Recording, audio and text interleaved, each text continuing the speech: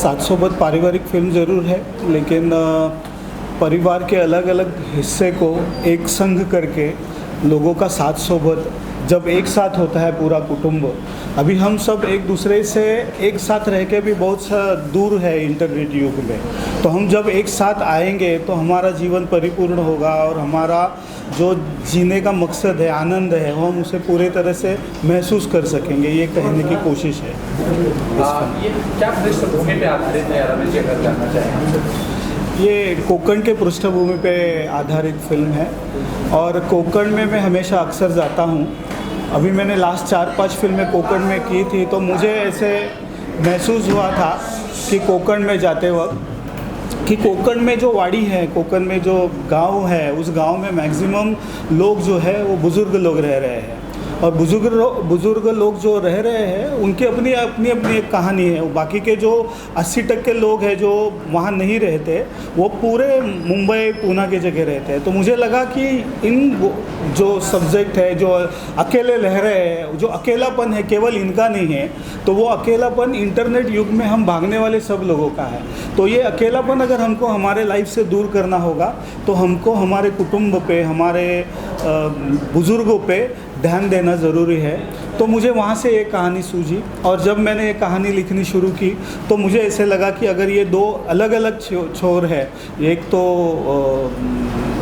पूरा शहर का भागदौड़ वाली ज़िंदगी और दूसरी गांव की शांत ज़िंदगी, तो जब एक शहर वाला भागदौड़ वाला डॉक्टर एक इंटर्नशिप करने कोकण में आता है, शांत जगह आता है, तो उसका जो चेंज ओवर है, उसका जो कुटुंब के प्रति अपना एहसास है, वो कैसे बदलता जाता है और एक आदमी एक परिपूर्ण होने का जो प्रवास है वो साथ सोबत है, उसको उस परिपूर्णता का आनंद मिलता है इस फिल्म में, इस कैरेक्टर को।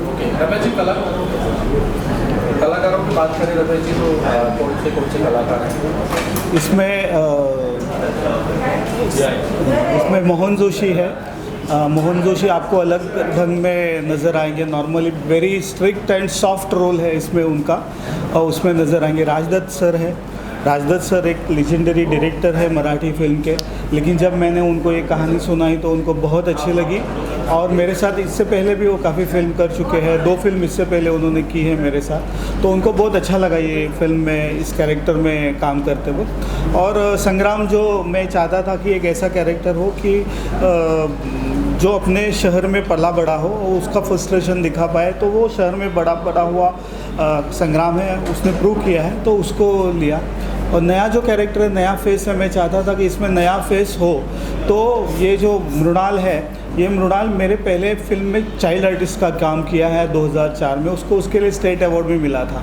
अभी जस्ट उसने उसका BMM कंप्लीट करके वो जस्ट US के एक फर्म में काम भी कर रही थी और स्ट्रगल भी कर रही थी एक्टिंग के क्षेत्र में। तो उसका ऑडिशन लेने के बाद पता लगा कि इट्स गुड, ये मेरे फिल्म को जस्टिफाई करेगी।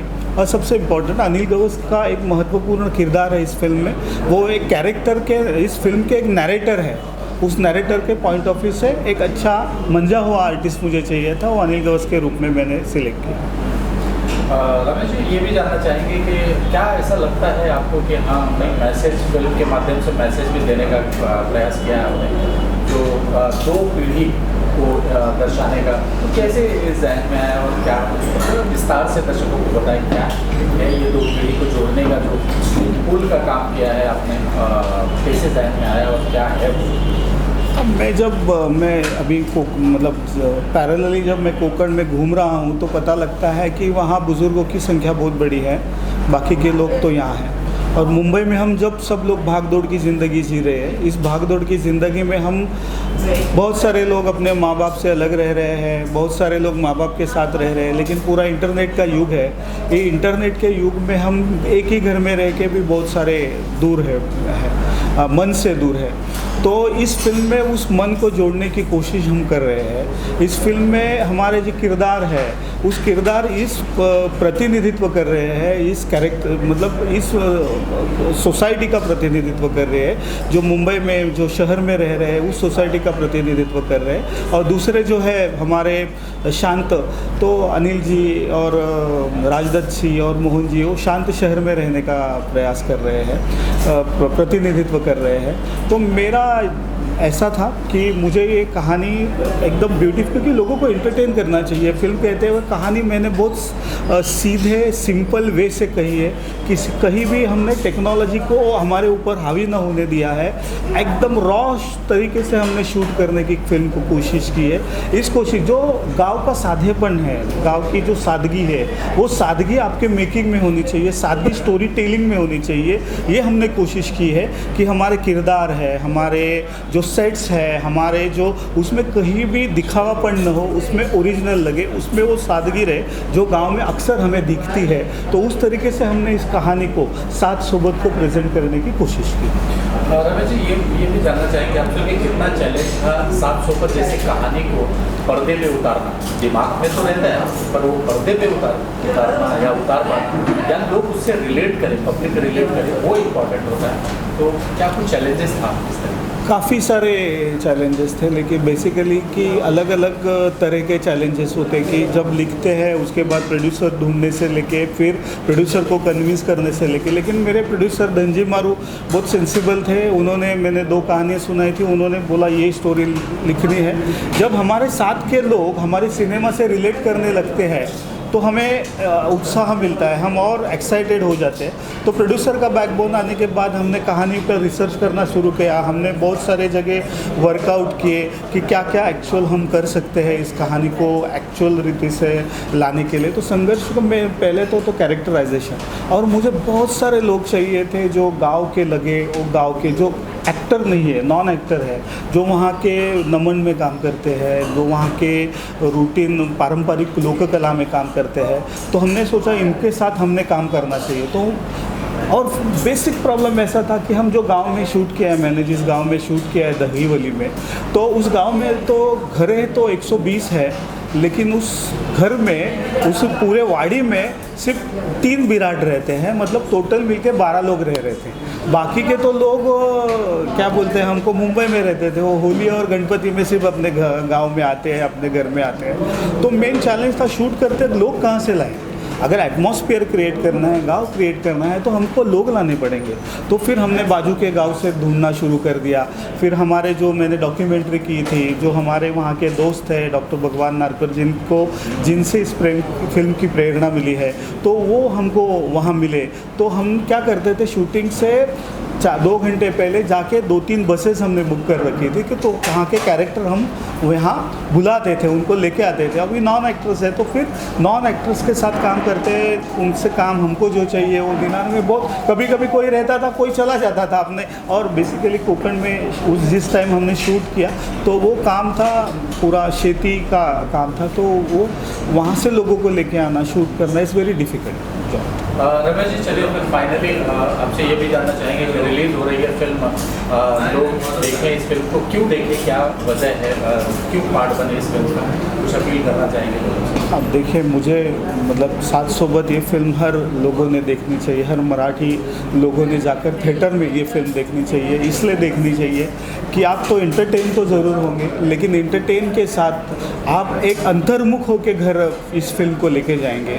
इस फिल्म को इसलिए घर लेके जाएंगे कि हम में से हर कोई, किसी का बाप है, किसी का बेटा है, और वो सारी जी चीज़ें हैं फिल्म में दिखाई गई, वो हम अपने साथ इस फिल्म को लेके हमारे घर तक ले जाएंगे। और मैं ज़रूर प्रेक्षकों से चाहता हूँ कि आप पूरे परिवार को लेके ये फिल्म देखें, आपको ज़रूर आनंद मिलेगा और आपको सीख मिले ना मिले, लेकिन आपको एक आनंद और आप अपने आप को एक महसूस करोगे, एक एहसास होगा। Thank you so much. Okay, thank you. Yes, सात सोबत एक फिल्म है और इसके निर्माता है मारू जी, उसके बाद इसके प्रेजेंटर है प्रसन्न वैद्य और डायरेक्टर हैं रमेश मोरे जी। आजकल जैसा आपको मालूम ही है कि लोग बोलते हैं कि थिएटर में आजकल पब्लिक नहीं आती, लेकिन ये भी बात उतनी ही सच है कि अगर कंटेंट अच्छा है तो पब्लिक आती है। माने आप अगर देखेंगे तो दृश्यम को बहुत अच्छा रिस्पांस मिला, जबकि सर्कस जिसमें कि रोहित शेट्टी था, रणवीर सिंह थे, सब बड़े बड़े स्टार होकर भी पब्लिक नहीं आई। तो इससे ये एक बार वापस सिद्ध हो गई है कि स्टार या डायरेक्टर फिल्म को एक लेवल तक ला सकता है, बाकी कंटेंट है उसी के द्वारा आप पब्लिक को थिएटर में खींच सकते हैं। और जैसा कि आपको मालूम है रमेश मोरे जी कई सालों से ये इस क्षेत्र में हैं, उनको बहुत सारे अवार्ड्स भी मिले हैं और उनके साथ हमने कई फिल्में डिस्ट्रीब्यूशन साथ में की है। वो बहुत ही एक सेंसिटिव और बहुत ही सिंसियर डायरेक्टर हैं। मैं कहूँगा कि वो इस तरह के डायरेक्टर हैं कि वो न सिर्फ इसका कमर्शियल एंगल जानते हैं, बल्कि जो इसमें मैसेज होना चाहिए या जो सोशल होना चाहिए वो भी उनके पास बहुत अच्छा सेंस है। ये सात सोबत भी ऐसी एक स्टोरी है जिसमें ये बताया गया है कि कैसे गाँवों से लोग शहर की ओर जा रहे हैं और वहाँ रहने वाले जो फैमिलीज़ हैं वो जो फेस कर रहे हैं, तो उसके इसमें ऐसा नहीं है कि गांव में आपको वो सुविधा नहीं है या गांव में रह के आदमी अच्छी ज़िंदगी नहीं जी सकता। तो इस तरह की ये फिल्म है, ये 13 जनवरी को आ रही है और इसको हम बहुत बड़े पैमाने पर नहीं पर 100-150 थिएटर में लगाने का सोच रहे हैं और थिएटर से बहुत अच्छा रिस्पांस है। जब हमने उसका पोस्टर वगैरह शेयर किया तो लोगों को एकदम फैमिली फिल्म जैसा फील है। अभी इसका ट्रेलर भी आ गया है, वो भी बहुत अच्छा है। तो मुझे लग रहा है कि अभी वो वापस दौर आ रहा है जब फैमिली फिल्म और कंटेंट फिल्म के लिए पब्लिक वापस देखने आएगी। Thank you. आपका परिचय जानना चाहेंगे और इस फिल्म से कैसे जुड़े, क्या कुछ कहना चाहेंगे? फिल्म सात सुबह का ट्रेलर लॉन्च हो रही है, कितनी खुशी हो रही है, क्या कुछ कहेंगे? हिंदी में चाहिए। धन्यवाद। मेरा नाम है अनिल गवस और मैं एक अभिनेता के तौर पे एक 40 साल तक इस इंडस्ट्री में काम कर रहा हूँ। मराठी थिएटर करते करते मैंने मराठी दूरदर्शन पे बहुत ढेर सारी मालिकाएं की है। इसी के साथ हिंदी में भी चाचा चौधरी से लेके बा बहू बेटी वगैरह जुना से लेके क्राइम पेट्रोल वगैरह से लेके हिंदी में एक मेरी काहे दिया परदेस करके एक परदेस में मिला कोई अपना ये नाम की एक सीरियल भी मेरी आई है हिंदी में। तो हिंदी मलाल फिल्म की है, मैक्सिमम की है, आगे से राइट फिल्म की है। हिंदी फिल्म्स, मराठी फिल्म्स मालिकाएं और ज़्यादा करके थिएटर्स मराठी में किया हूँ। तो एक कलाकार के तौर पर मेरा ये इंट्रोडक्शन है। रही बात इस सात सोबत फिल्म के बारे में, तो सात सोबत इस नाम में ही किसी के साथ होना ज़रूरी है, किसी की तुम्हें सोबत होना ज़रूरी है। तो ये कहानी है ये कोकण में जो आज फैमिलीज़ रह रही है।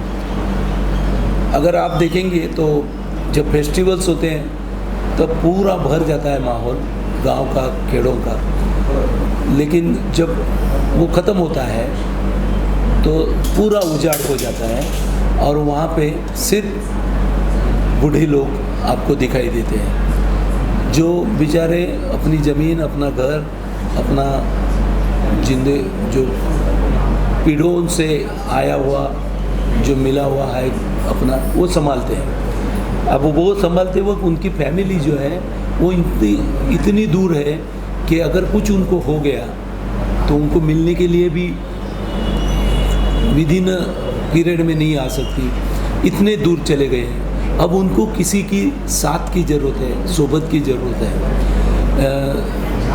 गांव में आज भी हमारी अनेक सुविधाएं हैं ही नहीं, मतलब आरोग्य सेवाएं वहाँ पे पहुँची नहीं है, डॉक्टरों की कमी है, हॉस्पिटलों की कमी है,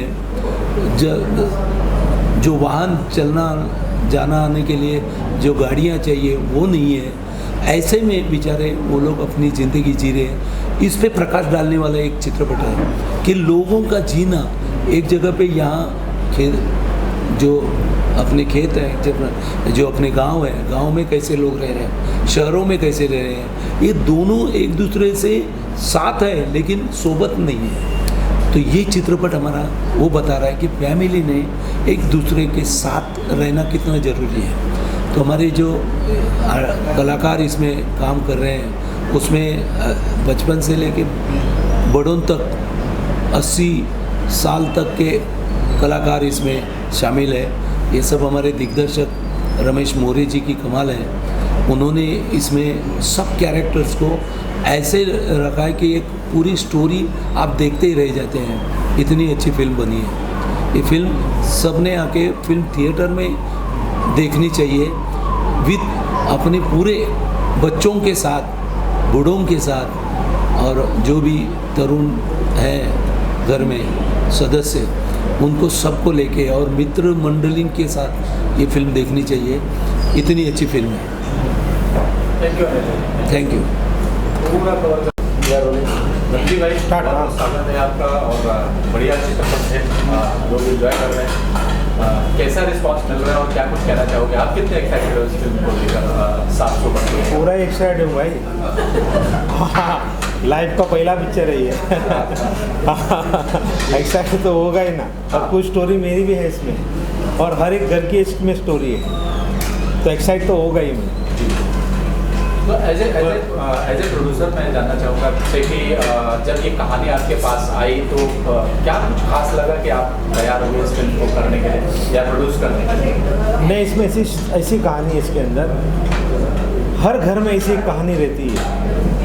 वो हमने अलग अलग घर की कहानी को एक कहानी बनाया और ये 700 पिक्चर बनाया। जो भी देखेगा वो और 40 को भेजेगा,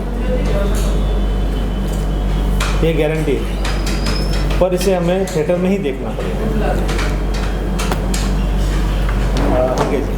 सर, आप जिस फिल्म का पार्ट हैं एज ए प्रोड्यूसर, क्या कुछ कहना चाहेंगे? क्या सोचा जब ये कहानी आपके पास आई तो एज ए प्रोड्यूसर प्रोड्यूस करने के? मराठीत बोललो. ज्यावेळी ही कहाणी ऐकायला गेलो, सगळ्यात महत्त्वाचं की माझे मित्र आणि पार्टनर धनजी मारू त्यांनी मला या कहाणीबद्दल सांगितलं की बाबा असं असं मी फिल्म संदर्भात विषय त्यांनी केला माझ्याशी. तो केल्यानंतर आम्ही जाऊन कहाणी पण ऐकली.